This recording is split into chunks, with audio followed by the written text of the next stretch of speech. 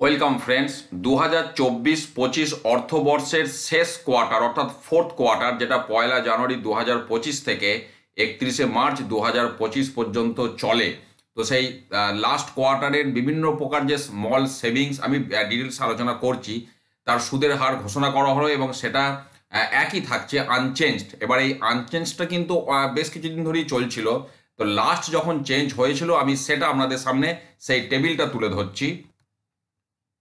দেখুন, লাস্ট যেটা চেঞ্জ হয়েছিল সেই রেটটা আমি শেয়ার করছি আপনাদের সাথে। সেটা হচ্ছে পোস্ট অফিসের সেভিংসের সুদের হার 4%। এই লাস্ট কলমটা দেখবেন।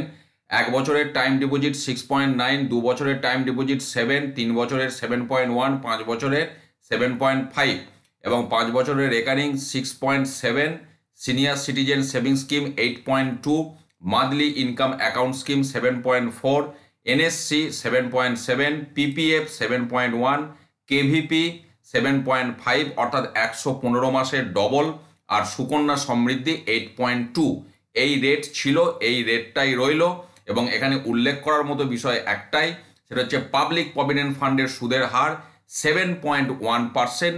লাগাতার 5 বছর ধরে এই একই সুদের হার রয়ে গেল, কোনো রকমভাবেই কোনো পরিবর্তন হলো না। ভালো থাকুন, সুস্থ থাকুন, ধন্যবাদ।